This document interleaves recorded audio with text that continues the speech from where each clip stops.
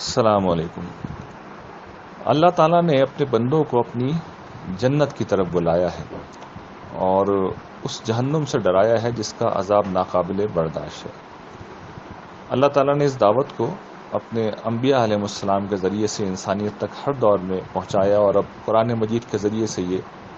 تا قیامت دنیا کے سامنے موجود رہے گی۔ اس کے ساتھ اللہ تعالیٰ نے یہ اہتمام کیا کہ اس دعوت کا ایک عملی نمونہ انہوں نے اس دنیا میں اس پہلو سے قائم کر دیا کہ خود اس دنیا کو انہوں نے آخرت کی دنیا کا ابتدائی تعارف بنا دیا ہے۔ چنانچہ اس دنیا میں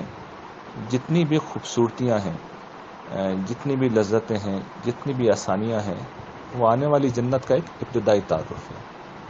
اور اس کے ساتھ جتنی بھی مشکلات ہیں، جتنی بھی پریشانیاں ہیں، جتنی بھی ناگوار چیزیں ہیں، جتنی بھی تکلیف دہ چیزیں ہیں، وہ آنے والی جہنم کا تعارف ہے۔ اور یہ عجیب معاملہ ہے کہ عام طور پر یہ اچھی اور بری چیزیں، پسندیدہ اور ناپسندیدہ چیزیں، تکلیف دہ اور آرام دہ چیزیں بالکل ساتھ ساتھ ہوتی ہیں۔ مثال کے طور پر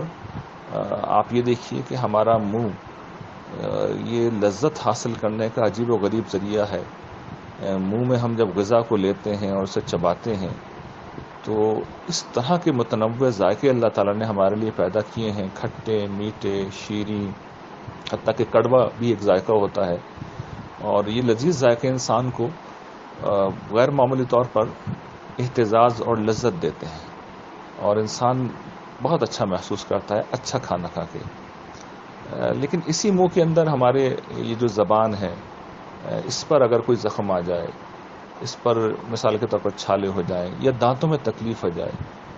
تو یہی منہ اذیت اور تکلیف کا ایک ایسا تعارف بن جاتا ہے کہ جس کی کوئی حد و حساب نہیں ہے۔ اور باقی چیزوں کا معاملہ بھی یہی ہے۔ مثال کے طور پر یہ جو نباتات ہوتے ہیں، بڑی خوبصورتی ان کے اندر پائی جاتی ہے، لیکن یہ عام طور پر کھاد سے، یہ فرٹیلائزر سے پیدا ہو رہے ہوتے ہیں، تو وہ کھاد جو ہے بدبودار ہوتی ہے، تو وہی خوشبو اور وہی رنگ ہے جو جنت کا تعارف ہے، اور اس کے ساتھ جو یہ کھاد ہے، یہ فرٹیلائزر ہیں،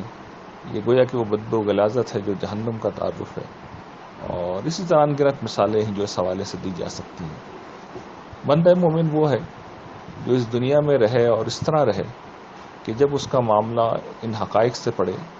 تو بجائے اس کے کہ وہ لذتوں کے پیچھے بھاگے اور تکلیفوں سے پریشان رہے، وہ لذتوں میں جنت کا تعارف دریافت کرے اور تکلیفوں میں جہنم کا تعارف دریافت کرے، اور جنت کے لیے سراپا عمل بن جائے اور